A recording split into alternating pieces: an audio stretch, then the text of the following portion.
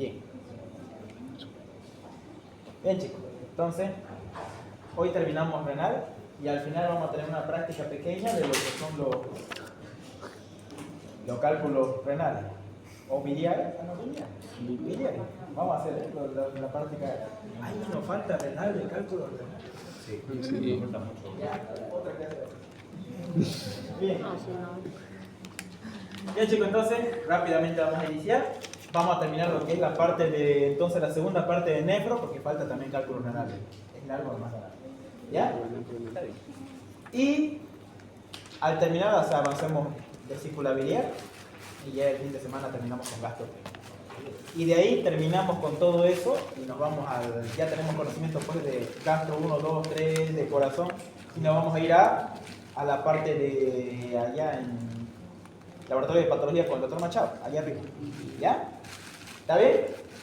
Pero primero que terminemos la parte patológica de vesícula biliar, de hígado, todo eso. Porque allá arriba hay puras órganos patológicos de vesícula. ¿Ya han visto que lo algunos? Ahora, de eso hay que hacer van a aprender a hacer un informe anatomopatológico. ¿Ya? Todos me van a hacer, como tarea van a tener, presentar un informe anatomopatológico. ¿Ya? Todos. ¿De cada órgano? Yo le voy a designar el órgano. ¿Ya? Van a hacer, describir cómo se ve, las medidas, todo eso lo vamos a hacer. Ahí en la práctica, ¿ya? Ahí arriba. ¿Bien? Bien. Y con eso, ¿saben eso? ¿Cómo hacer un informe?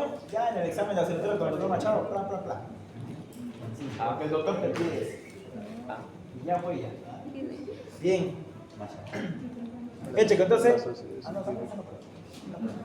Creo que se va a ir. ¿A quién va a hacer? Vamos a chequear quién va a hacer. Bien. Vamos a continuar entonces con nefrología, la parte de patología renal. Bien. Ya hemos visto la parte de las nefropatías que se dividen en tres, ¿se acuerdan? Tiene 4 componentes de la nefropatía. ¿Cuáles son esos 4 componentes? Glomérulos, túbulos, intersticios. Los glomérulos, los túbulos, ¿qué más? Y el intersticio. El intersticio y Los vasos. entonces ya hemos visto la histología. Este cuadrito nunca se tiene que olvidar. Con ese cuadrito, con ese dibujo que ustedes lo entiendan bien, van a aprender todo lo que son las patologías a nivel renal. Todo lo van a entender con ese cuadrito. Solamente aprendiendo ese cuadrito. ¿Listo, chicos? Entonces, ¿dónde nos hemos quedado? Ya saben igual cómo describir según la histología, ¿no? Bien, eso para el examen de literatura. Ya hemos avanzado todo eso. Glomerulopatía ya hemos visto. La famosa triada del síndrome nefrítico, ¿cuál es, chicos? Repasando. Disuria, hematuria y...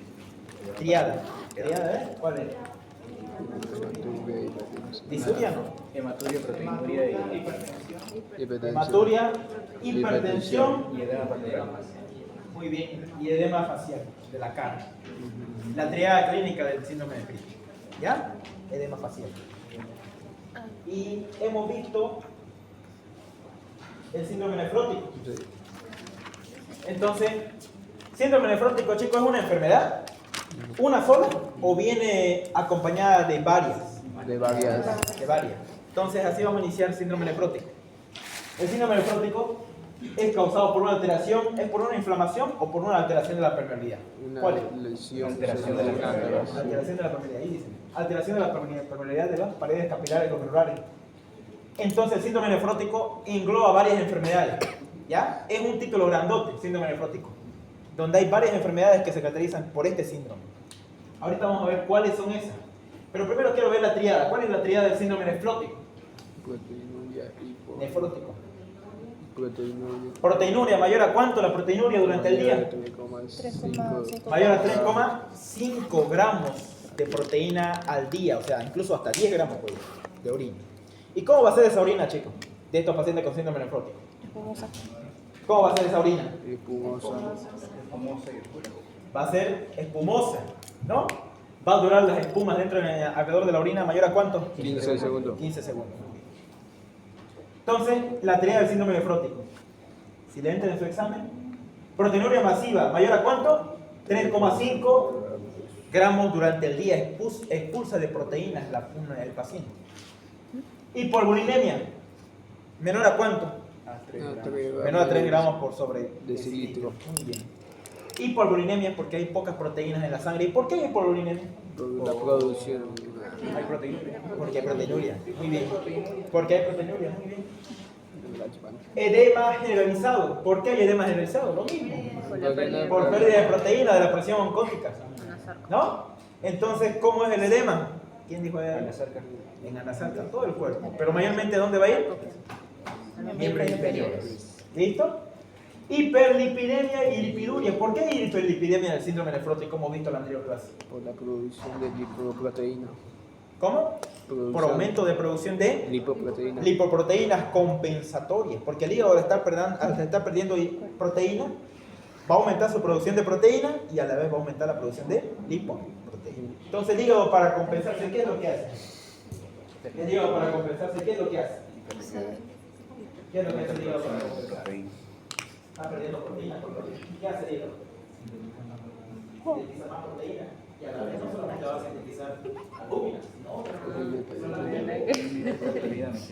Y al tener eso, lipoproteína, muy bien, y va a haber hiperlipidemia y lipiduria. ¿Qué significa lipiduria? Lípido en la orina. Así como están viendo ahí arriba, estos son los lípidos que se ven en el examen clínico. Estos son.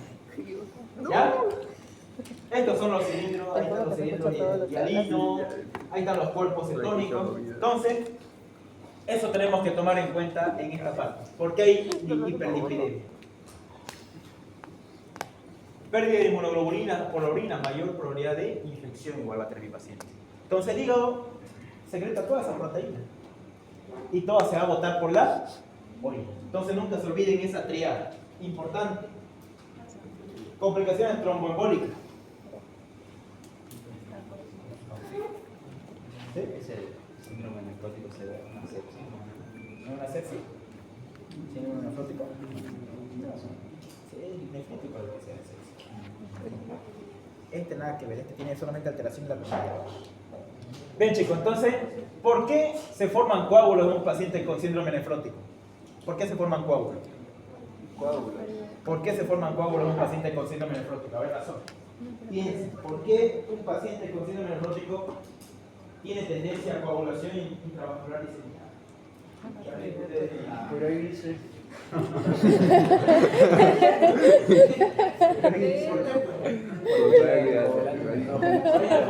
En orina. ¿Por qué, chicos? Porque la pérdida de anticoagulantes en orina. Por pérdida de los anticoagulantes endógenos. ¿Quién produce los anticoagulantes endógenos? ¿Y cuáles son los anticoagulantes endógenos? Antitromina 3. Antitromina 3, inhibidores de terminógenos, no. En actividad. ¿Ya? Entonces, por pérdida de anticoagulantes endógenos, ¿ya? Entonces van a ver ustedes que hay complicaciones trombóticas, porque por la orina se va a perder todo lo que son los que evitan la parte de la... Muy bien. Por eso entonces hay complicaciones trombocólicas. Patología, eso ahí ahorita vamos a ver. ¿Ya? Entonces el síndrome nefrótico, chicos, anoten bien, se caracteriza por tener varias enfermedades para sí. ¿Cuáles son las enfermedades que cursan con síndrome nefrótico? Aquí tenemos una enfermedad que se llama enfermedad de cambios mínimos. Nefropatía membranosa. Uno es más frecuente en niños y otro es más frecuente en adultos. Y vamos a ver directamente a lo que nos interesa. Nefropatía membranosa. Entonces, chicos, vamos a empezar con la primera enfermedad que se caracteriza por tener síndrome nefrótico. ¿Qué es la nefropatía membranosa? Vamos, chicos, ¿qué es la nefropatía membranosa? ¿Qué es la nefropatía membranosa? Es una alteración de la nefrona del riñón que se caracteriza por engrosamiento difuso de la pared capilar. Entonces, ¿qué va a pasar con las paredes capilares, chicos, de este tipo de pacientes? Con síndrome nefrótico, que tiene nefropatía membranosa. ¿Qué va a pasar con las paredes de los capilares? ¿Van a ser más gruesas o más delgadas? Más gruesas. Y si son más gruesas las paredes de los capilares del glomérulo, ¿por qué se engruesan las paredes? Por el depósito de inmunoglobulinas. Eso, muy bien. ¿Por el depósito de qué? De inmunoglobulina G4. G4. Siguiendo el vertiente subendoterial de la membrana basal. Entonces, esa es la nefropatía membranosa. ¿Cuál está engrosado? Los capilares. ¿Ya? Noten bien. ¿Quién está engrosado? Los capilares. ¿Cuál es la causa? Se divide la nefropatía membranosa primaria y secundaria. ¿Cuál es la causa más primaria? Es de origen desconocido. ¿Ya? Pero la secundaria es por fármacos, tumores malignos, lupus, infección. Entonces ahí hay causas primarias y causas secundarias. Las causas secundarias, ¿por quiénes son? Por fármacos, tumores, infecciones. Todo eso me pueden llevar a una nefropatía membranosa. Y esta es la nefropatía más común en quiénes. ¿En los niños o en los adultos? En los adultos.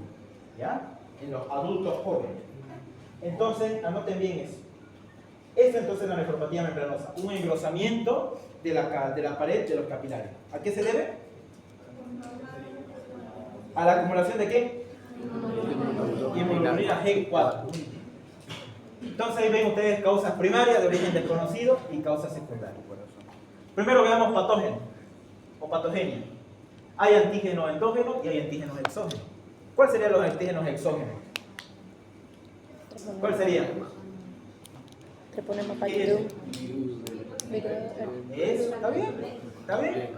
Los antígenos exógenos son el virus de la hepatitis B y el treponema pallidum, que produce la enfermedad que ustedes conocen que se llama sífilis, ¿no? Y los antígenos endógenos, ¿cuáles pueden ser que se puedan acumular con IgG4? El lupus se asocia al depósito de proteínas nucleares propias y autoanticuerpos. Entonces, ahí tenemos los antígenos.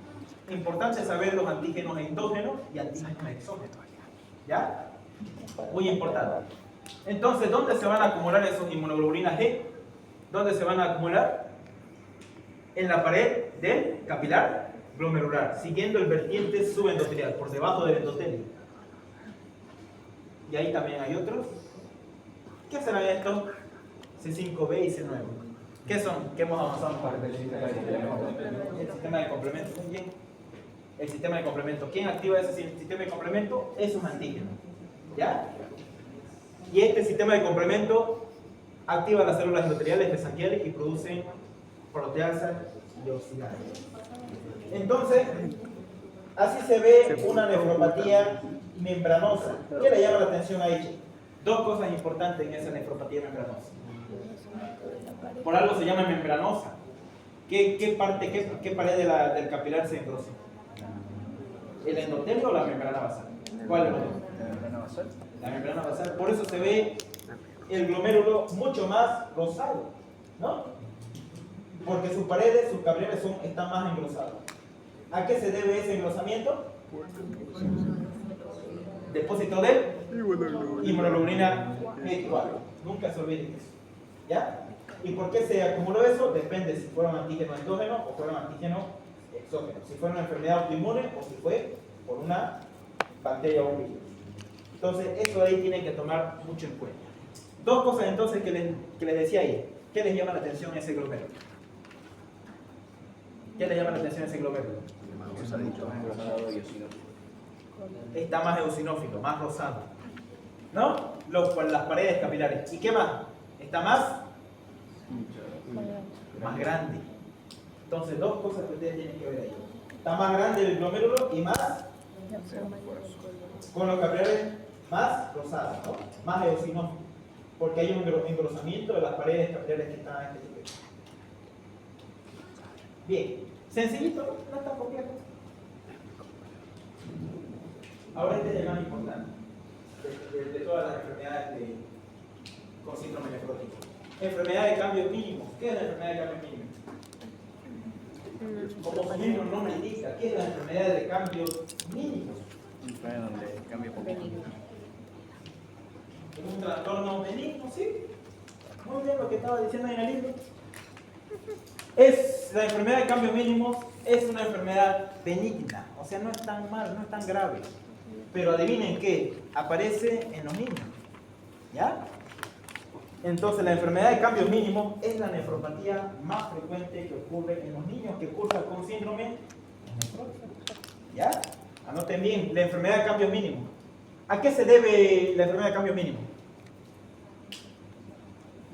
Ustedes hemos visto la imagen donde había aquí unas prolongaciones, miren, de los pocitos, ¿sí o no?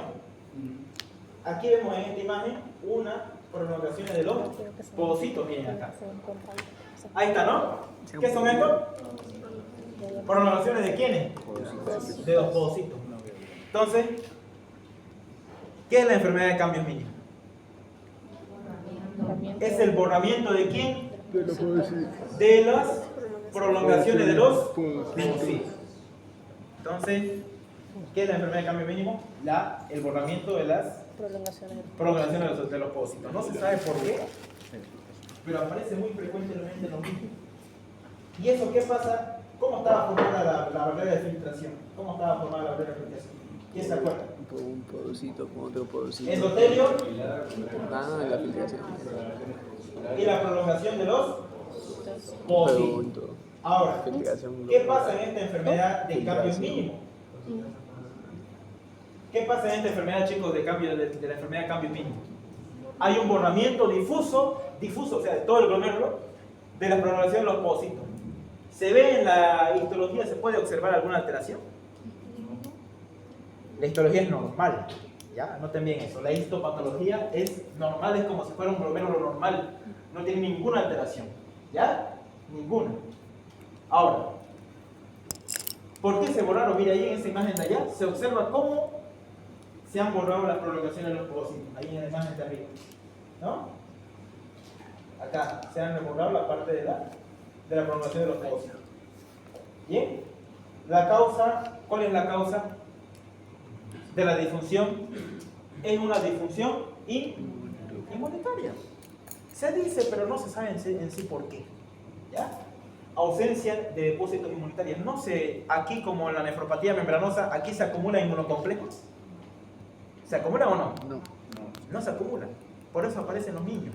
Es algo que no se sabe por qué aparece. Y si se dan cuenta, esta enfermedad de cambio mínimo suele curarse de manera espontánea. ¿Ya? O sea, es un curso benigno. Patogenia. Asociados a infecciones respiratorias y vacunas profilácticas. Se dice que un niño, la enfermedad de cambio mínimo se puede adquirir. ¿Ya? Se adquiere, ¿por qué? Se dice a algunos que porque tuvo una infección valvular de las vías respiratorias hizo que las prolongaciones de los pocitos se retraigan. Segundo, por tener vacunas. Las vacunas que le ponen en nuestros niños. Según dicen que eso es uno de los causantes de que se retraigan las prolongaciones. Ustedes saben que las vacunas tienen compuestos químicos y metales pesados en su composición, las vacunas que nos colocan. Entonces, una de esas puede hacer que mi niño llegue a tener la enfermedad de cambio mínimo. ¿Ya? No todos, cierto tipo de pacientes. ¿Ya? Asociado a trastornos atópicos también, pacientes que tienen asma, se ha visto que han tenido también enfermedad de cambio mínimo.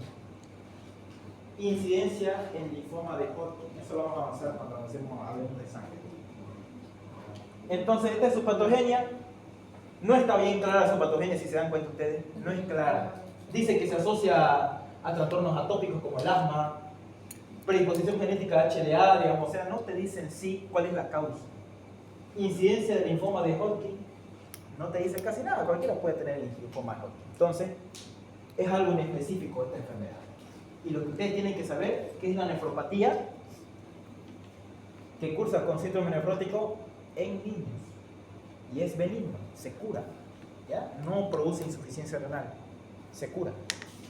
Si nosotros hacemos un tratamiento apropiado y evitemos que las proteínas salgan hacia la orina. ¿Ya? Entonces, ¿cuál es el tratamiento aquí para este tipo de pacientes? Evitar que las proteínas salgan de los riñones que se están filtrando hacia la orina. Hacemos un tratamiento en la parte de... ¿Cuál es lo que está saliendo por la orina? ¿Qué es lo que está saliendo por la orina? Proteína. Nosotros a este paciente lo vamos a ver todo hinchado, todo hinchadito, con anasarca, cuando es la enfermedad de cambios mínimos. Esa es su clínica. Ahora, nosotros, ¿cómo reducimos que el paciente deje de botar proteína? ¿Cómo reducimos? Dándole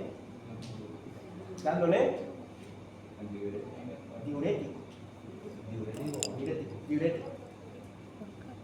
¿Ya? Entonces, así evitamos que el paciente siga secretando proteína, dándole diurético. Y ese ya es un tratamiento más benéfico. Ahí se da un tratamiento, pero se puede. ¿Ya? En medicina no. ¿Por qué diurético? No hablan de esto. Aquí es la única vez que van a ver bien eso. ¿Por qué diurético? Ya seguro. Bien. Entonces, chicos, esta nefropatía de cambios mínimos puede evolucionar a esto, nefrosis lipoidea. Cuando nosotros no hacemos un tratamiento a tiempo, no diagnosticamos esta enfermedad a tiempo. Proteinuria masiva más hipertensión o hematuria. Eso de ahí es pregunta de examen. Nefrosis lipoidea es la complicación de enfermedad de cambios mínimos. Eso viene. ¿Ya? Entonces esto les pueden preguntar, se caracteriza por un borramiento difuso de la coloración de los pocitos, la enfermedad de cambios mínimos. ¿Cómo va a estar el paciente? Va a estar edematizado, todo su cuerpito, su pancita va a estar... ¿Qué más va a tener el paciente? Deficiencia de proteína. ¿Cómo se llama la enfermedad que le da a los niños? Kwashiorkor. Kwashiorkor. ¿Has escuchado Kwashiorkor? Sí. ¿Hidalgo? Ese es el causante, puede ser uno de los causantes de enfermedad de cambios mínimos. Bueno, ¿Una respuesta? Se piensa que sí, mira. Infecciones respiratorias. No se sabe por qué. Se piensa que puede ser, mas no se sabe cuál es su origen. ¿Listo? Marabro y guayo. Se dice que hay una disfunción autoinmunitaria, hay una disfunción inmunitaria. Eso nomás se dice, nada más se dice. Este es otro, chico. Glomerulonefritis focalis segmentaria. Ya ustedes han visto qué significa glomerulonefritis focalis segmentaria, ¿no? Ya hemos visto la anterior un ejercicio. ¿Qué significa glomerulonefritis focalis segmentaria? Que no todo lo ¿Qué significa? todo En una zona específica del riñón y en un segmento o una parte normal del riñón, como se ve aquí, del glomérulo está afectado. ¿Ya? Allá está chalita y acá está afectado. ¿Listo? Entonces, ¿qué es la glomerulonefritis focalis segmentaria? Es la principal causa de síndrome en adultos americanos. ¿Ya? ¿Caracterizada por qué? ¿Por qué se caracteriza? Esclerosis de algunos glomérulos y solo se afecta una sola porción. De todo este riñón de acá, que estoy dibujando así en forma, que tiene forma de frijol. Si dice glomerulonefritis focal, ¿va a estar afectado todo el riñón o solamente una parte? Una parte, digamos arriba. Y ahí arriba hay glomérulos. ¿Bien? ¿Y qué parte del glomérulo? ¿Todo el glomérulo se va a afectar o solamente una parte? Solamente una parte del glomérulo. Una parte del riñón y una porción del glomérulo. Eso significa glomerulonefritis focalis segmentaria. Muy bien, sencillo, ¿no? Bien. Entonces, ¿a qué se debe? Mira, ahí está arriba la clasificación y la patogenia. Miren, clasificación y tipo. Primero vemos acá arriba, patogenia. ¿Qué pasa aquí en la glomerulonefritis focalis segmentaria? ¿Qué es lo que pasa? Miren, ahí arriba, ¿qué nos dice? ¿Reducción de qué? De la masa renal. En esta glomerulonefritis, chicos, focalis segmentaria, la masa renal se hace más reducida. ¿Ya? Y al hacerse más reducida la masa renal, ¿qué va a pasar con el riñón? ¿Qué va a hacer? ¿Qué va a despertar? ¿Qué sistema? ¿Es? S, el famoso sistema renina angiotensina aldosterona. ¿Y qué va a producir ese sistema? Allá dice hipertensión sistémica. ¿Qué más va a producir? Hipertensión intraglomerular. ¿Qué más va a producir? Hipertrofia glomerular. Esas tres características no se olviden. ¿Ya? Ambos llevan a qué? A proteinuria y a una glomerulosclerosis. Entonces van a progresar. Van a ir progresando hasta en el glomerulitico focal y segmentaria y van a ir progresar a eso. Clasificación y tipo. A ver, ahí está, mira chicos, la clasificación que tiene. ¿Cómo yo la veo en la placa histológica? ¿Qué le llama la atención, chicos, acá en esta placa, en este glomérulo? ¿Aquí arriba está normal o está patológico? Acá arriba. ¿Dónde está mi puntero? Maldito. Está normal. Acá abajo, Patológico. ahí está patológico, ¿no? Segmental. Solamente una porción del glomérulo está afectada. ¿Ya? Entonces, ese se caracteriza la glomerulitis focal y segmentaria. Una parte nomás del riñón está afectada. ¿Y cómo se clasifica? Como enfermedad primaria, no se sabe la causa. ¿Ya? Como causa hereditaria también, mutaciones del diafragma de la hendidura, asociaciones con el VIH, heroína, obesidad, anemia falciforme. Se asocia, dice, mas no es seguro lo que le está pasando a este paciente, cuál es la causa. Como respuesta adaptativa al pérdida de tejido renal. Entonces, chicos, en la glomerulitis focal y segmentaria hay una pérdida del tamaño renal. Está más chico el riñón. ¿Ya? Anoten bien eso. Está más pequeño el riñón. Porque se está perdiendo masa glomerular. ¿Se entendió hasta ahí? ¿O no se entiende? ¿Se entiende bien? Ya. Ahí está la clasificación y los tipos. Pero no es tan importante eso, porque no está claro. Y esto acá, signos clínicos que diferencian a la enfermedad de cambio mínimo. Entonces, ¿cuál es la diferencia de una glomerulitis focal segmentaria y de una enfermedad de cambio mínimo? ¿Cuál es la diferencia de ambos? Ahí está, miren. ¿Cuál es la diferencia en cuanto a la enfermedad de cambio mínimo y la glomerulitis focal segmentaria? La diferencia es que la glomerulitis focal segmentaria tiene mayor, ¿qué cosa dice ahí? Mayor hematuria y hipertensión. Tiene proteinuria no selectiva. O sea, no selecciona las proteínas, directamente bota globulina, albúmina y fibrinógeno. No responde a corticoides. Sin embargo, la enfermedad de cambios mínimos sí responde a los corticoides. Y ahí está otro pilar del tratamiento. Corticoides para pacientes con tratamiento con enfermedad de cambios mínimos. ¿Ya? Se da corticoides para los pacientes con enfermedad de cambios mínimos. Bien. Va a la nefropatía crónica. Entonces, chicos, una cosa es enfermedad de cambios mínimos y otra cosa es la glomerulitis focal y segmentaria. En la enfermedad de cambios mínimos, ¿lleva a nefropatía terminal? O sea, insuficiencia renal crónica. ¿Lleva o no lleva? ¿Al niño lo lleva a que ya no tenga riñones? No. ¿No lleva insuficiencia? Sin embargo, la glomerulitis focal y segmentaria sí te lleva a una nefropatía crónica terminal. O sea, puedes quedar sin riñones. Puedes funcionar. Sí, eso mismo. ¿Quién responde a corticoides? Enfermedad de cambios mínimos. Responde a corticoides.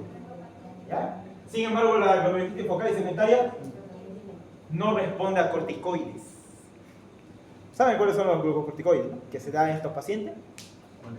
Dexametasona, betametasona, ¿no? Son corticoides que se tienen que dar. ¿A quiénes responde bien a esos corticoides? Enfermedad de cambio mínimo. ¿Y quién no responde? Glomerulitis focal y segmentaria. ¿Bien? Eso es lo importante que tienen que tomar aquí en cuenta. ¿Se entendió o no se entendió? Bien. Este es otro tema interesante, nefropatía asociada a VIH. Es una nefropatía ocasionada por el virus de la inmunodeficiencia humana. ¿Ya? Nefropatía asociada por VIH. Es lo mismo que esto. Es lo mismo que esto. Glomerulitis focal y segmentaria, pero la forma más grave. Es una forma más grave de glomerulitis focal y segmentaria. Sí. ¿Sí? Perdón que me interrumpa. Dígame. ¿Cuál sería el tratamiento para la glomerulonefritis focal segmentaria? Focal segmentaria directamente obviamente, si está habiendo hipertensión, pues primero tenés que bajarle la presión arterial. Le vas a bajar la presión arterial. Y entonces, no le das corticoides al paciente. Directamente lo tratas con, si querés bajar la presión, primero controlar la presión. Después le das ya soluciones, es un esquema rápido. Soluciones, lo internas al paciente, porque ellos pueden procesar una nefropatía que se llama glomerulosclerosis. Una focal segmentaria se va a una. Entonces el tratamiento es más que todo un poco complejo. No sabía decirte así, cada paso es largo, es largo el tratamiento. Es largo. Yo creo que tengo una lista en el libro de largo. Puede traer, es largo. Pero se hace en la especialidad. Nosotros como médicos no podemos hacer un tratamiento. Como médicos no podemos hacer un tratamiento. Es complejo. Por eso es un tema que casi no se habla. Ya. Pero en la enfermedad de cambio mínimo, como es un niño y es una enfermedad mínima, ¿cuál es el tratamiento? Lo mismo que glomerulosclerosis, pero aparte de todo el soporte que le vas a dar, le vas a dar glucocorticoides, dexametasona y betametasona, para que mejore el paciente. Y algunos diuréticos por ahí. ¿Ya? Ahora, ya para esta glomerulonephritis focal y segmentaria es más complejo el tratamiento. ¿Ya? Depende del paciente.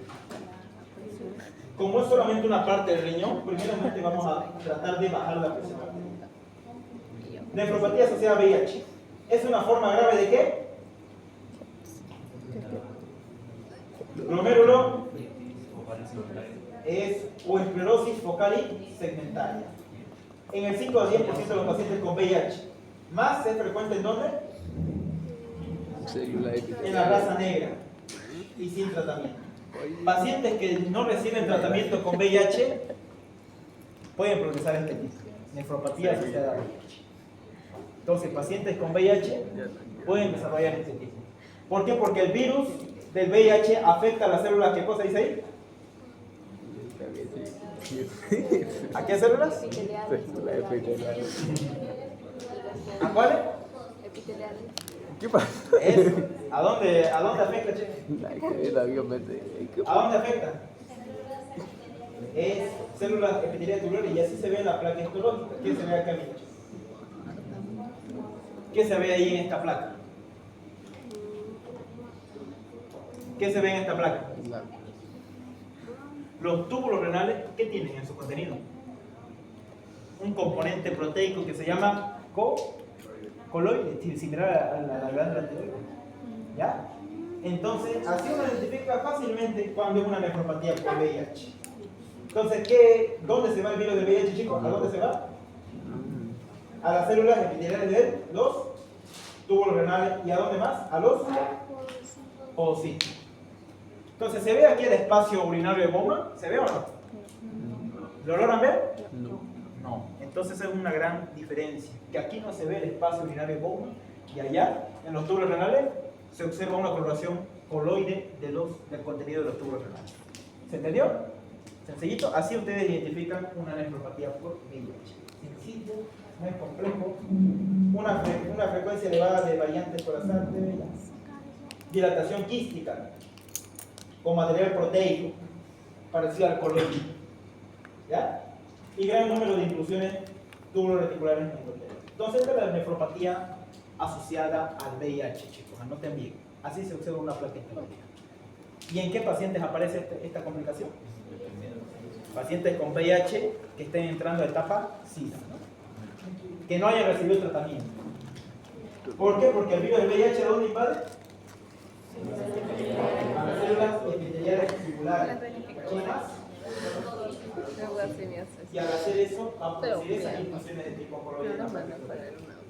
Entonces, ¿cuál es el diagnóstico para una nefropatía por VIH? ¿Cuál es el diagnóstico? Primero, paciente que se sospeche de VIH y ustedes le van a hacer una biopsia. Y se lo mandan a patología y les manda diciendo que el paciente tiene nefropatía por VIH. El diagnóstico aquí, entonces, ¿cómo es, chicos? ¿Cómo hacemos el diagnóstico de este paciente con nefropatía por VIH? Con biopsia. ¿Ya? Todas las enfermedades, excepto la de cambios mínimos, se hace con el diagnóstico con biopsia, no es el diagnóstico clínico. Nosotros como médicos, ¿qué vamos a definir en nuestro paciente? Si tiene síndrome nefrótico, nefrítico, nada más. Todo lo demás, la biopsia, ¿quién te lo va a dar el diagnóstico? El patólogo. ¿Ya? No lo hacemos nosotros. Nosotros no somos, digamos, que especializados en esto. No somos sanjuecitos. Bien. Y este es uno de los que más me gustan, que se llama glomerulonefritis membrano proliferativa. Todos los que te estoy nombrando cursan con síndrome nefrótico. Eso quiero que ustedes entiendan. Todos los que te estoy nombrando cursan con síndrome nefrótico. Todos. ¿Qué dice ahí, chicos? ¿Qué es la glomerulonefritis membrano proliferativa? Su mismo nombre lo dice todo. ¿Qué es la glomerulonefritis membrano proliferativa? Es una lesión inmunomediada. ¿Qué significa inmunomediada en medicina? Que está mediada por inmunocomplejo. Hay de dos tipos, tipo 1 y tipo 2. La tipo 1, ¿qué es?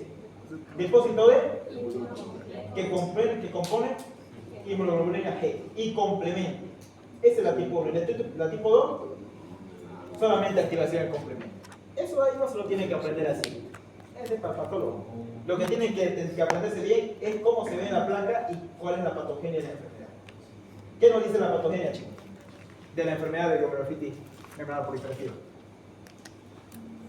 ¿Quiénes son los encargados de que se produzca esto? ¿Los inmunocomplejos de quiénes? ¿Qué dice ahí? ¿Virus de la hepatitis C? Los virus de la hepatitis C y B forman inmunocomplejos quedando atrapados dentro de las estructuras globulares. Y se activa así la vía clásica y alternativa del complemento. Entonces, ¿quiénes son los culpables aquí que se forme esta enfermedad? ¿Cuál? ¿Cuál? ¿Quién? El antígeno de la hepatitis B y C, su antígeno en superficie. Entonces, esos son los culpables de que se forme inmunocomplejo y se vaya ¿a dónde? ¿Dónde se va a depositar?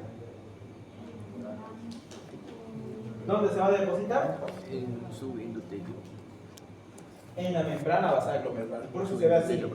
¿Qué le llama la atención en esta placa, chicos, de glomérulo con glomerulonefritis membrana proliferativa? ¿Qué le llama la atención? No hay espacio. Ya no hay espacio, el boma está reducido. ¿Qué más? Primer criterio. Segundo, ¿cómo está el tamaño del glomérulo? Está mucho más grande. Muy bien. Y lo interesante de esta glomerulonefritis membrana proliferativa es que se divide en lóbulos. Mira, acá hay un lóbulo. Uno, acá hay otro lóbulo. Acá arriba hay otro lóbulo. Es como se forma, como forma estructura lobulada. ¿Se entendió? ¿Lo ven o no lo ven? Tiene una estructura lobulada. ¿Se ve o no se ve? Se ve Bien. Entonces no se olviden, glomerulonefritis membrana proliferativa tiene ese aspecto lobulado, con lóbulos, como si tuviera altos lóbulos.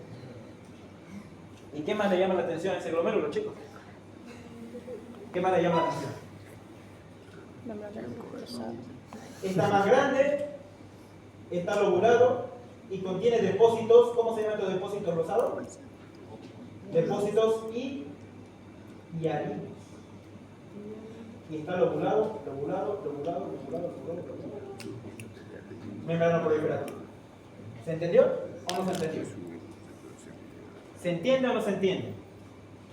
Ahí está la histopatología, mire, ahí lo dice todo. No lo estaban entendiendo.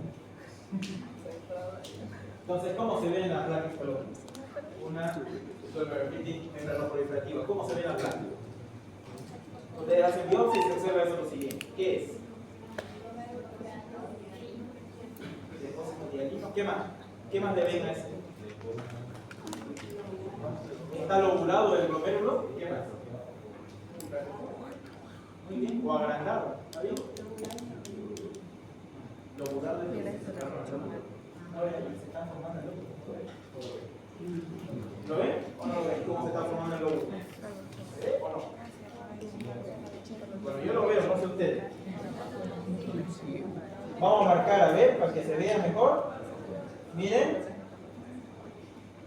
hasta aquí sería todo esto, ¿qué sería? Un lóbulo. Esto de acá miren. Corazoncito. Un corazón. Acá. Hay un corazón. Y este. Entonces su característica es que es lobulado. ¿Ya? Con depósito de hialino. ¿Y por qué más? ¿Por qué está más? ¿Por qué también está rosado? Porque se engruesa ¿qué membrana? Engrosamiento de la membrana basal glomerular, engrosada y de aspecto en doble contorno. Entonces esa característica es importante aprenderse. ¿Ya? ¿Por qué? Por el examen.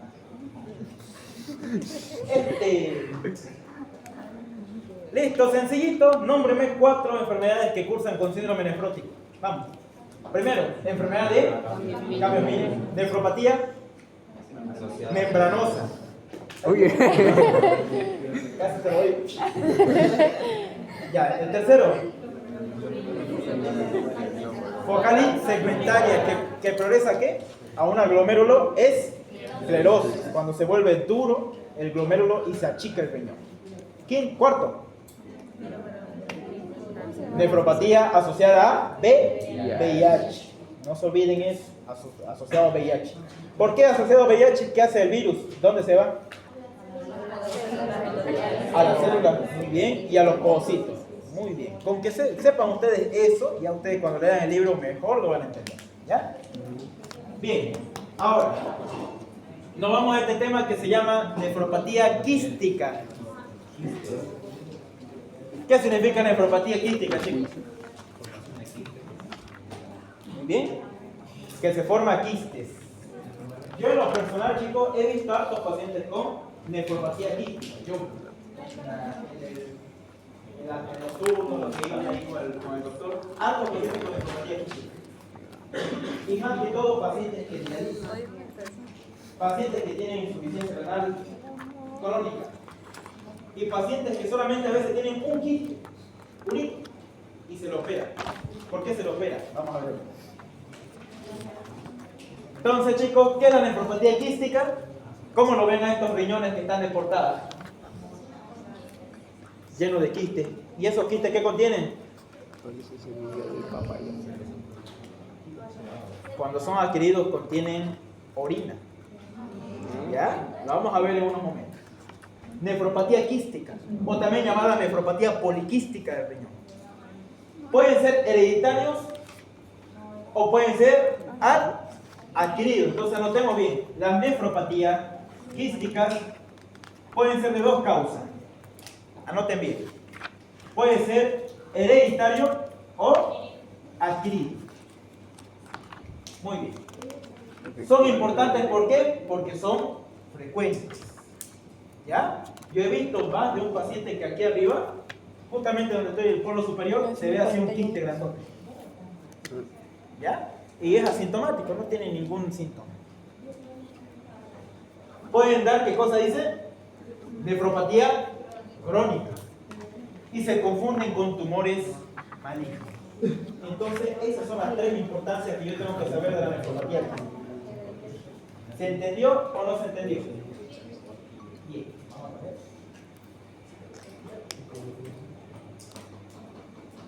Nefropatía poliquística del adulto. ¿Por qué le dicen poliquística? ¿Por qué le dicen poliquística? Porque todo el riñón está repleto de quistes. Nefropatía poliquística del adulto. ¿Es hereditaria o adquirida, chicos? ¿Qué dice? ¿Quién dice? ¿Qué dice ahí? Autosómica dominante. Entonces significa que es hereditaria, ¿no? Se hereda de un gen dominante, ya sea de la madre o del padre. Ese es el autosómico dominante, ¿ya? Que se caracteriza por tener múltiples, ¿qué cosa? En todo el riñón bilateral. Anoten bien. Su característica es que sea bilateral. Riñón izquierdo o riñón derecho. Anoten bien eso. Que finalmente destruirá el parénquima renal y causará la famosa insuficiencia renal crónica. Por eso ustedes van a ver pacientes adultos que de la nada tienen insuficiencia renal crónica. Van a ver ustedes personas, yo he visto varias personas que de la nada tienen insuficiencia renal crónica sin explicación. ni le dio nada, directamente salió que se ponía mal directamente y ya salió insuficiencia renal en su diagnóstico. ¿Por qué? Por esto. Es la más frecuente, nefropatía poliquística del adulto. Tal vez a ustedes no le esté pasando todavía, y ya cuando lleguen a la adultez, más aún si tienen antecedentes familiares, pueden llegar. ¿Ya? Por eso se llama nefropatía poliquística del adulto. Ambos riñones se afectan. Si fuera adquirido, un riñón nomás se afecta. ¿Ya? Entonces, chicos, finalmente, ¿en qué llega esta nefropatía poliquística del adulto? Finalmente, ¿en qué llega? A una insuficiencia renal crónica. Genética y patogénica. ¿Cuál es el gen que está alterado en esta enfermedad? El gen PKD1 en el cromosoma 16. ¿Ya? Mutaciones de la policistina. Hemos visto hace rato la policistina. ¿Para qué servía la policistina? ¿Alguien se acuerda en histología? ¿Para qué servía la policistina? ¿Quién se acuerda? ¿Quién se acuerda para qué sirve la policistina 1 y 2? Policistina. Para la entrada. ¿Se acuerdan del... En los túbulos renales del riñón, ¿qué tipo de cilios hay? ¿Cilios móviles, inmóviles? ¿Qué tipo de cilios hay en los túbulos renales del riñón? Histología. ¿Hay enterocilio? ¿Qué hay? ¿Hay cilios primarios? ¿Cuáles son aquellos cilios denominados mecanorreceptores? ¿Los cilios? ¿Cuál? ¿Los móviles no son? Sí, ¿cuáles son esos cilios que tienen que ver con el mecanorreceptor?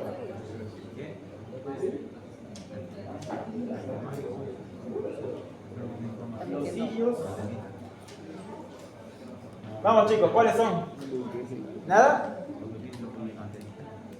Claro. Todos los cilios tenemos. Bien. ¿Cuántos tipos de cilios teníamos ¿se acuerdan ustedes en histología? ¿Cuántos tipos de cilios había? Cilios nodales, cilios móviles y cilios inmóviles. ¿Los cilios móviles dónde se encontraban?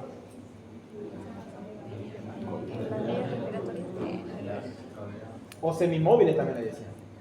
Porque tenían un ligero movimiento por el flujo de orina que había. Entonces, ¿dónde se encuentran? En los túbulos renales. Y la policistina 1 está regulada por este gen, por el gen PKD1. Entonces, anotemos acá. El gen PKD1 se encarga de la formación de ¿qué? De la policistina 1. Y la policistina 1, ¿para qué sirve? En los túbulos renales. Para la entrada de calcio. ¿Ya? Entonces, si está alterado esto, no se va a poder absorber calcio. Y eso es lo que provoca, miren, alteración de la detección mecánica por los cilios tubulares y alteración del flujo del calcio, ahí está. Y la alteración del crecimiento y diferenciación del epitelio tubular. Entonces, chicos, ¿para qué sirve la policistina 1? ¿Qué le sirve al epitelio tubular? ¿Qué epitelio tiene el túbulo renal, chicos? ¿Epitelio cúbico? Simple. Entonces, la policistina 1, gracias a un cilio que está acá, hace que ingrese el calcio ¿a dónde? A los túbulos renales, a las células epiteliales cúbicas. ¿Y ese calcio para qué sirve? Que ingresa al epitelio tubular para el recambio celular y la maduración de los túbulos renales.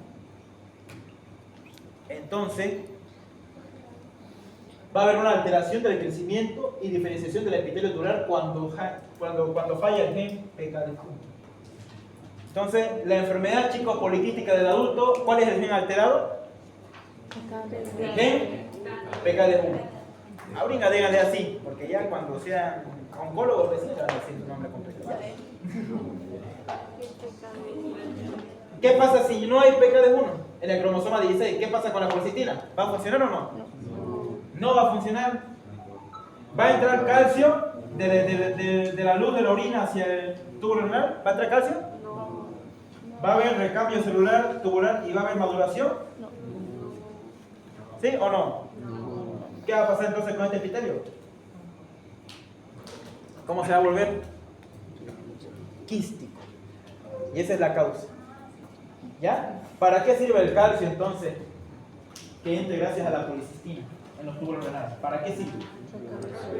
Recambio celular y la maduración de los túbulos. Y si no hay ese calcio que entre por la policistina, ¿qué pasa? ¿Qué pasa con el epitelio? Se aplana y se dilata, ¿no? Y se vuelve plano. Entonces, matriz extracelular anormal, proliferación celular, secreción de líquido y se va a volver un quiste. Esa es la fisiopatología, cómo se desarrolla la enfermedad poliquística del riñón. Bien, ¿se entendió hasta ahí o no se entendió hasta ahí? ¿Se entendió? Franklin, no. Todo paciente que tenga esto, ¿cómo se caracteriza el chico de esos riñones? ¿Cómo van a estar los riñones en ese paciente poliquística de adulto? Enfermedad poliquística de adulto. Van a estar aumentados de tamaño. ¿Cuánto mide normalmente un riñón de diámetro? 3. ¿De diámetro? ¿Cuánto mide? ¿De longitud, digo? 2. ¿Cuánto mide? ¿Cuánto mide? 6. 12 centímetros de longitud. ¿Cuánto va a medir este riñón? 20. Más de 12. ¿Ya? Riñones aumentados de tamaño. ¿Solo un riñón o ambos riñones, chicos? Ambos riñones. Superficie externa con quiste entre 3 a 4 sin 12 parénquima. 6 de Anoten bien. ancho y 3 de diámetro. ¿Qué tamaño son los quistes, chicos, en esta enfermedad? Son de 3 a 4 centímetros. Lleno de líquido aerosol, transparente y turbio de color rojo. Esa es la enfermedad poliquística del riñón, chicos. ¿Ya? ¿Y con quién se tiene que hacer correlación clínica? Si tiene esto mi paciente, también debe tener lo allá arriba, malformaciones extrarrenales. ¿Cuáles son las malformaciones extrarrenales? Enfermedad hepática poliquística, aneurisma sacral y prolapso de la válvula mitral. ¿Cómo se presenta un paciente con esta enfermedad? ¿Cómo sabemos que tiene la enfermedad? Asintomático. Lo primero, ¿cómo va a ser su clínica del paciente? Hematuria y proteinuria. O sea, una combinación de síndrome nefrítico y nefrótico. Cólico renal por coágulos. ¿Por qué coágulos? En esos riñoncitos de ahí, en esos quistes se van a formar los coágulos. ¿Ya? Y va a tener de paso una hipertensión arterial inexplicada. No se va a saber por qué tiene hipertensión. ¿Qué le hacemos a este paciente para hacer diagnóstico así? ¿Qué le hacemos? ¿Por qué Dios se van a reventar? ¿Qué le hacemos, chicos? Para el diagnóstico. Ecografía. Nada más. Una ecografía renal ya fue. Se pueden ver los quistes, sí. Sí. Hay una se llama de contraste, que se puede hacer. ¿Tomografía con contraste? Sí se puede, pero más económico. Plata. Entonces no se olviden, chicos, cómo se ve un riñón en la enfermedad poliquística del adulto. Aumentado de tamaño. Quiste de entre 3 a 4 centímetros en ambos parénquimas renales. Y están repletos con líquido transparente o turbio rojizo, o sea, sangre. Y eso mismo se pueden formar coágulos, ¿no? Bien. Este es otro. Nefropatía poliquística de la infancia. Anotemos entonces. Puede ocurrir a nivel perinatal, neonatal, lactante y juvenil. Entonces a los jóvenes como nosotros nos puede dar esto, nefropatía poliquística de la infancia. ¿Ya? Genética patogénica. Por mutaciones del gen, lo mismo, chicos. Por mutaciones del gen PKD1, pero en este caso del cromosoma 6, ya no del 13. ¿Ya? Que codifica la fibrocistina localizada en el cilio primario de las células tubulares. Ahora ya no afecta a la policistina. ¿Aquí afecta a quién? A la fibrosistina. ¿Bien? Lo mismo, va a impedir su desarrollo. Morfología, ¿cómo se ven los riñones, chicos, con nefropatía? Esto es lo más importante, la morfología. ¿Cómo se ve un riñón con la enfermedad poliquística de la infancia? ¿Cómo? ¿Cómo están los riñones? Riñón aumentado de tamaño. Este es un riñón normal y este es un riñón con la enfermedad poliquística. Riñón aumentado de tamaño con aspecto externo normal. O sea, afuera está normal, no hay quistes afuera. ¿Dónde están los quistes? Adentro, no afuera. ¿Ya? No te envíes. Quistes pequeños en la corteza y médula. ¿Ya? Quistes pequeñitos por ahí en la corteza, pueden ser un poco más grandes. También llamado riñón en esponja. Ahorita vamos a ver eso. Revestido de epitelio cúbico simple. Y también se puede observar un hígado con quistes. Aquí hay una imagen, creo. Bien, chicos, entonces, aquí adentro, ¿este riñón es normal o patológico? Normal. Acceso. Este de acá. Normal. ¿Y acá? Patológico. Patológico. ¿Los quistes se van a ver a simple vista? No. ¿Sí o no? Están adentro los quistes. ¿Ya? ¿Cómo es cobrar? Soberana, chicos, ¿quién es el método diagnóstico de elección para todas estas nefropatías quísticas? Ecografía. ¿Ya? Porque biopsia le da, ¡plup! Va a reventar eso, ¿no? Eso, como un cuchillo va a reventar. Y entonces, chicos, no se olviden esta morfología. Pregunta de examen. Riñones aumentados de tamaño con aspecto externo normal. Los quistes, ¿dónde están ubicados los quistes? En la corteza y en la médula. Y están revestidos de epitelio cúbico simple, al igual que el hígado. Entonces no se olviden, el mejor método de elección para diagnosticar quistes, ¿cuál es? La ecografía. Riñón en esponja medular. ¿Ven ese aspecto de esponja de ese riñón? ¿Se ve o no se ve? Como si tuviera varias, la esponja de su para lavar los servicios. Igualito. Igualito, bien. Se desconoce su patogenia, pero ¿qué es el riñón en esponja, chicos? Múltiples dilataciones quísticas, ¿de quiénes? De los conductos colectores, ya no de los túbulos renales proximales, de los túbulos colectores. O sea, son más pequeños. ¿Ya? ¿Se presenta en quiénes? En adultos. Y se ve en estudios radiológicos. Función renal normal, chicos. Por si acaso estos de aquí no tienen su función renal alterada, pueden orinar tranquilamente, no tienen clínica. ¿Ya? Riñón en esponja medular. ¿Cómo? ¿Quién? Porque ya está muerto. Por eso se ve así.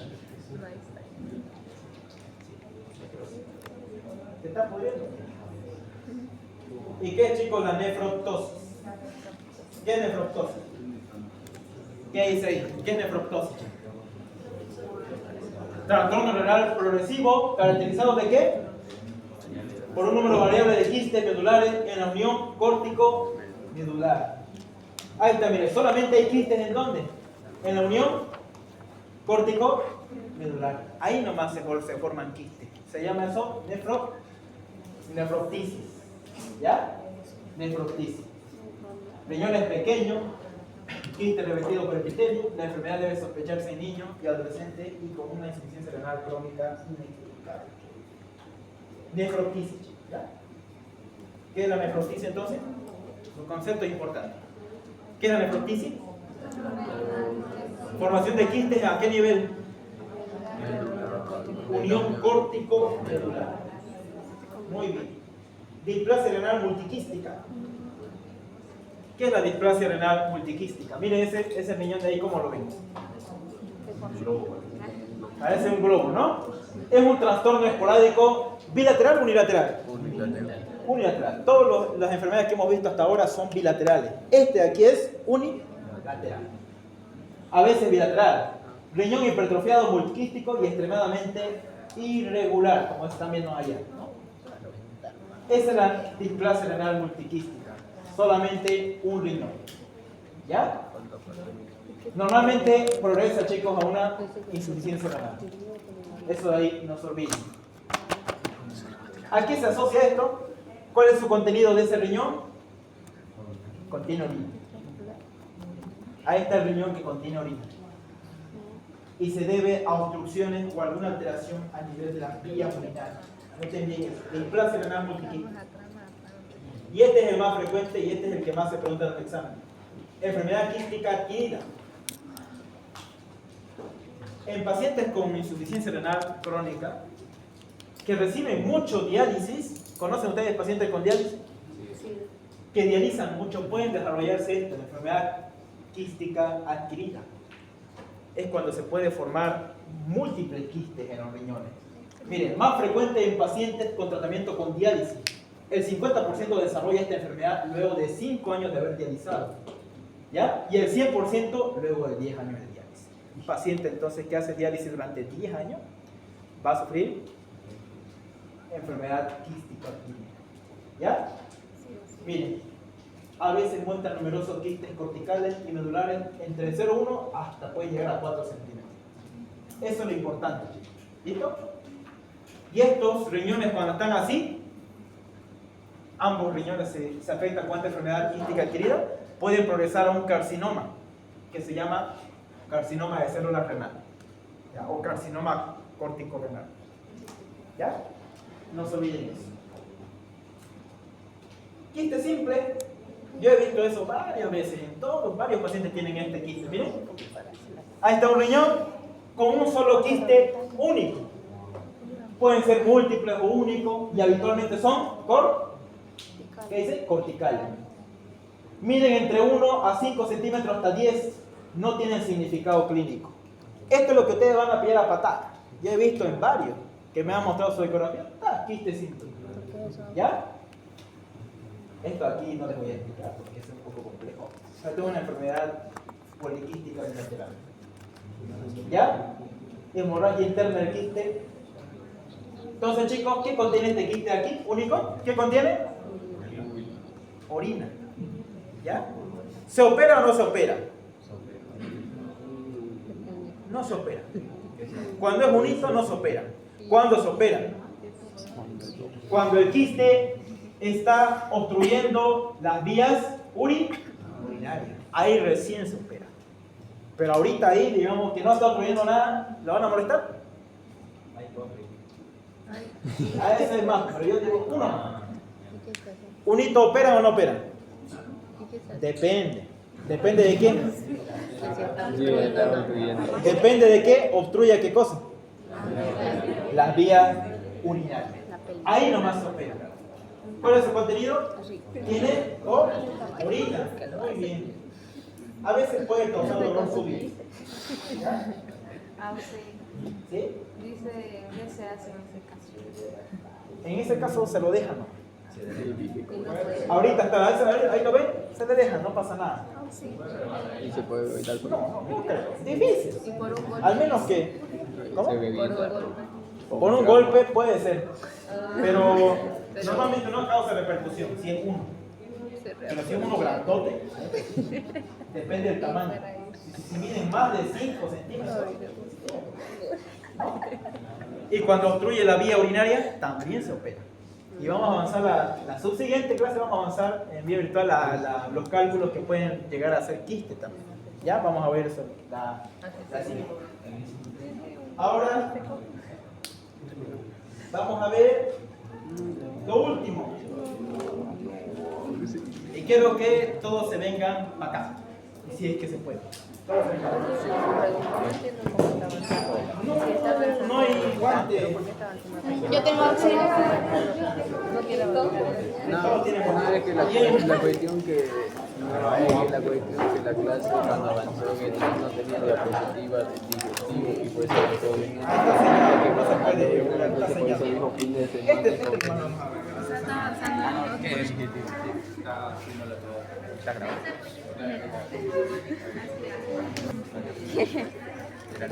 Antes de esto, quiero que tengamos lo básico de lo que es un cálculo biliar. ¿Ya? ¿Estás grabando? Debe ser.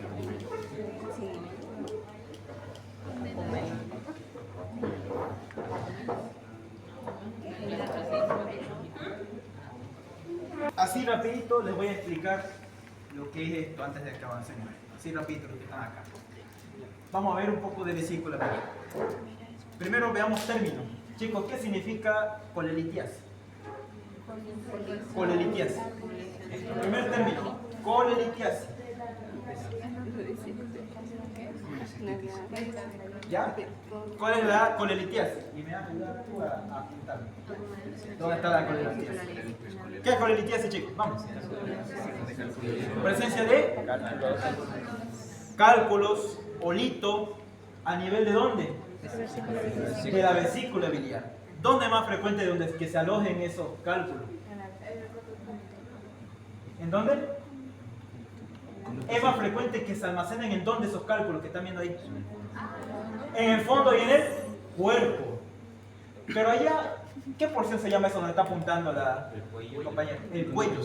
Ahí es más frecuente que se obstruya un cálculo, produciendo el famoso cuadro clínico que se llama cólico biliar.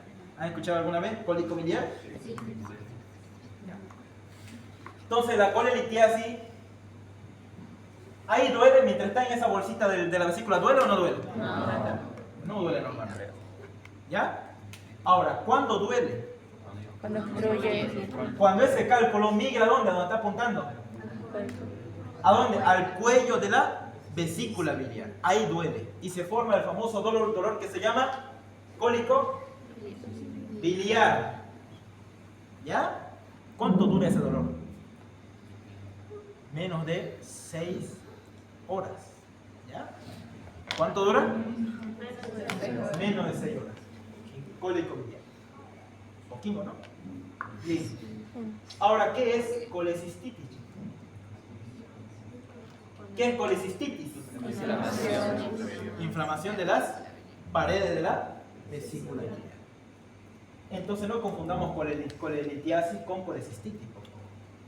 ¿Y qué es coledocolitiasis? Presencia de cálculos ¿en dónde? En el conducto colédoco. ¿Ahí mostrarlo, por favor? Ahí está, ¿no? Puede ser allá arriba o puede ser ahí abajo. ¿Cuál de esos dos es más peligroso? ¿El que está abajo o el que está arriba? ¿Por qué? Porque puede irse al conducto pancreático de Wilson y producir una pancreatitis aguda, que es la causa más frecuente de pancreatitis. Vamos a avanzar a la siguiente clase. Ahora, ¿hasta ahí se entendió? Coledocolitiasis. ¿Duele o no duele? ¿Duele o no duele? Duele. El de allá arriba, colelitiasis, ¿duele o no duele? ¿Cuándo duele? Obstruye. Muy bien. Ahora tenemos dos tipos de cálculos. Pregunta de examen. Tenemos cálculos, allá lo que dice, de colesterol, y tenemos cálculos pigmentarios. Dos tipos de cálculos tenemos. Cálculo de colesterol y cálculos pigmentarios. Este cálculo de aquí, ¿qué son? ¿De colesterol o de pigmentos? Colesterol. Muy bien. Ahí está el nombre. Ahí lo voy a poner. ¿Es de colesterol? ¿Sí? Ya. Amarillos, miren. Son amarillos. ¿Contiene calcio? Sí. Contiene calcio. Tiene todo su derecho de contener calcio. ¿No? Este aquí parece un huevo. Ya. Igual es un cálculo de colesterol, pero más grande. ¿Ya?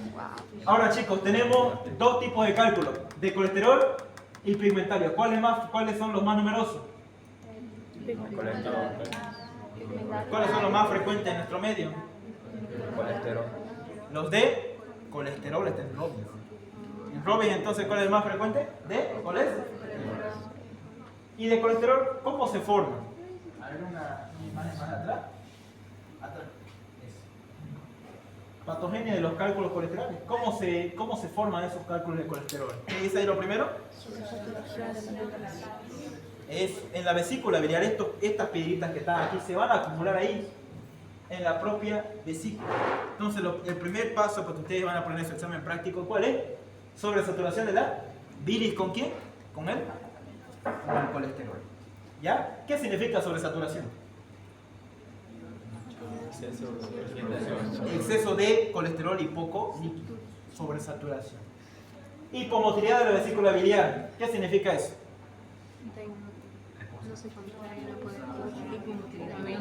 Hipomotilidad. ¿Qué significa?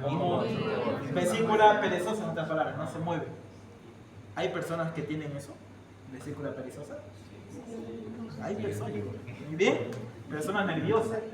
Ahora, aceleración de la nucleación de cristales de colesterol, también.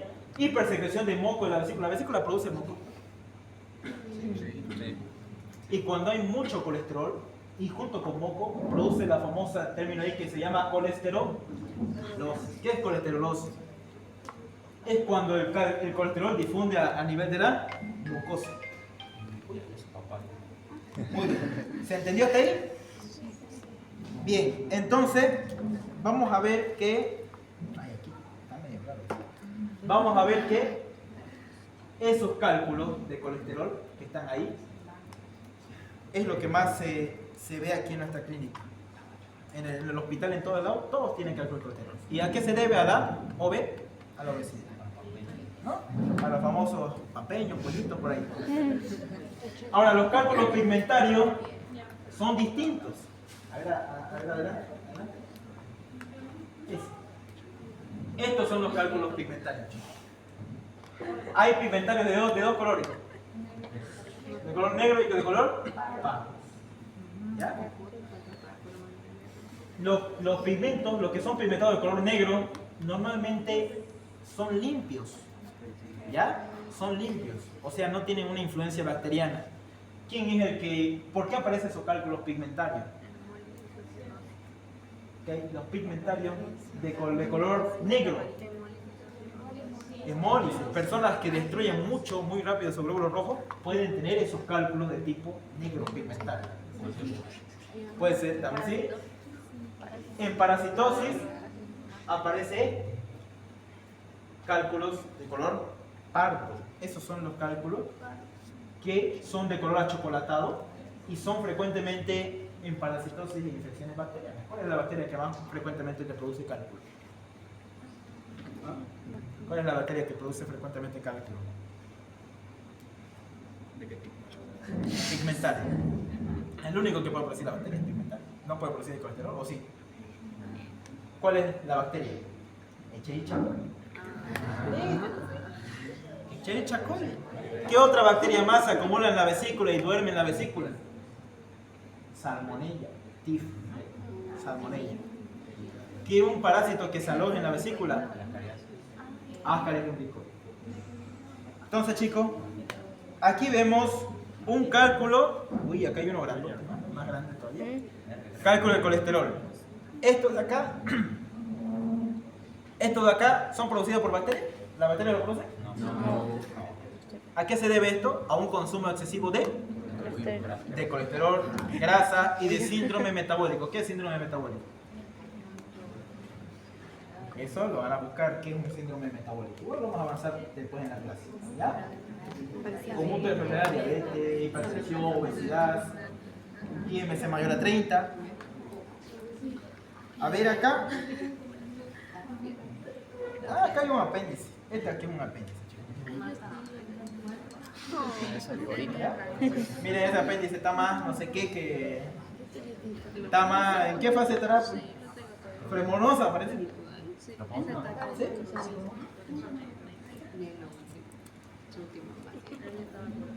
Y esta aquí es una vesícula biliar, pero no tiene casi nada. Lo han sacado nomás.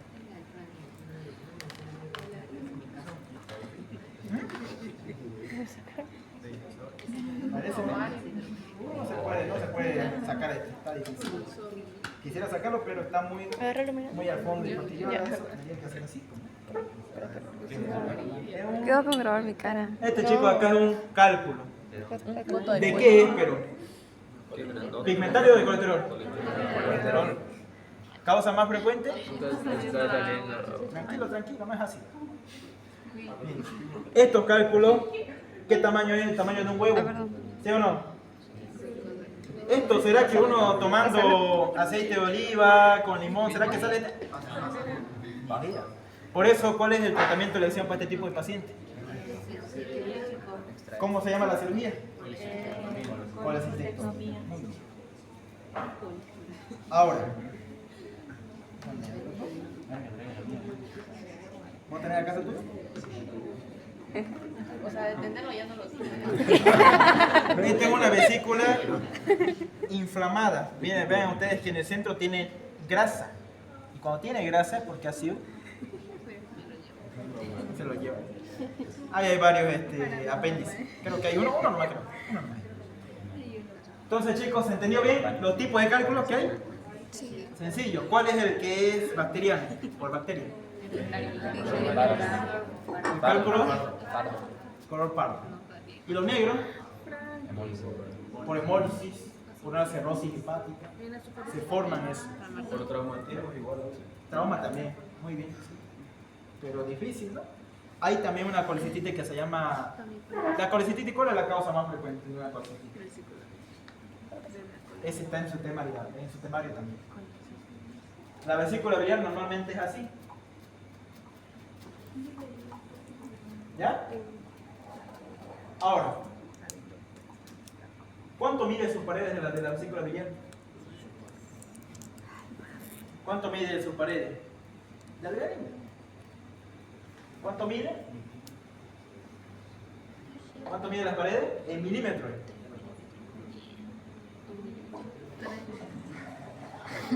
3 milímetros. Si es más de 3 milímetros, ¿cómo van a estar las paredes de la vesícula biliar? Engrosadas. Eso se llama colecistitis. ¿Ya? Entonces, cuando las paredes de la vesícula biliar ustedes van a ver que está engrosada, se le llama colecistitis. ¿Y cuál es la causa más frecuente de colecistitis? Está en su tema de patología. Y hay pregunta de examen. ¿Cuál es la causa de una colecistitis? Es que un cálculo se obstruye acá en el cuello de la vesícula. ¿Y qué va a pasar aquí con la vesícula? Se va a llenar de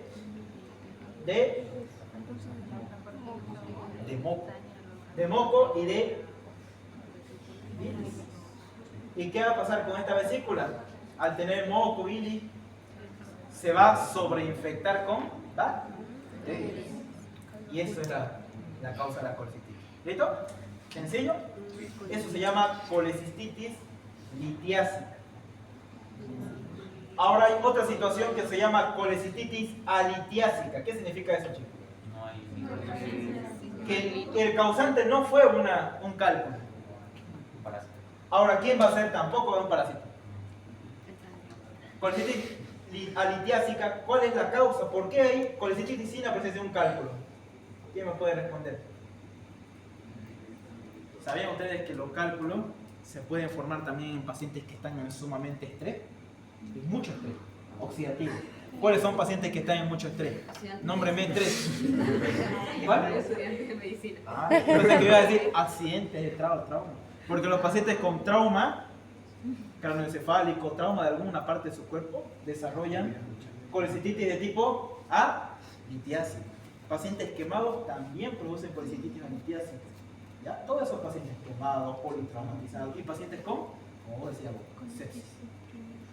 Pacientes con sepsis hacen colecistitis alitiásica.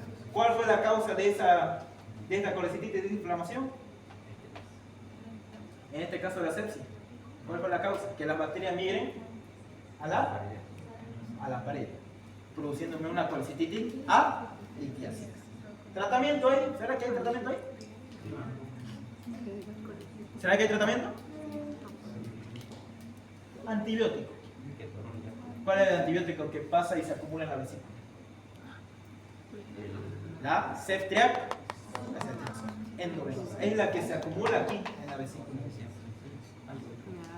¿La salmonella también me produce colecistitis, chicos? ¿Litiásica o alitiásica? Alitiásica, o puede formarse cálculos de qué color? Color pardo. ¿Bien? ¿Se entendió ahora? Pregunta, ¿qué tengo? Preguntas, dudas, ¿qué tengo? ¿Alguna duda? Ya saben entonces cuánto dura el dolor de la colecistitis ahora. ¿Cuánto dura un dolor de esta inflamación? Más de 6 horas. ¿Y la cólico biliar cuánto dura? Ahora sí. ¿Menos la? 6 horas. Ahora ustedes ya saben cómo, gracias a la patología, saber cómo diagnosticar, cómo diferenciar si es colecistitis y colelitiasis, Sencillo, ¿no? ¿Quién no lo entendió para que lo vuelva a explicar? ¿Le entendieron todo? Bien, última pregunta. Pacientes con sepsis o con quemadura, con trauma, que estén mucho tiempo internados en el hospital, ¿qué tipo de patologías van a producir? Colecitis de tipo. Y aquellos pacientes que están infectados con salmonella, con alguna bacteriosis, y esa salmonella va a producir cálculo. ¿Qué cálculo va a producir? Pigmentado de color pardo, también llamado marrón. ¿Ya? Está en su libro como marrón. Sí. Y aquellos pacientes que están con destrucción excesiva de la sangre, hemólisis masiva, cálculos de tipo negros. ¿A qué se debe ese pigmento negro? A la hemólisis, a la acumulación de bilirrubina no conjugada. Muy bien, listo, ya fue. ¿Y ahí terminó? Hacha. Sí, hacha. Listo, chicos, ahí pueden ir a chequear.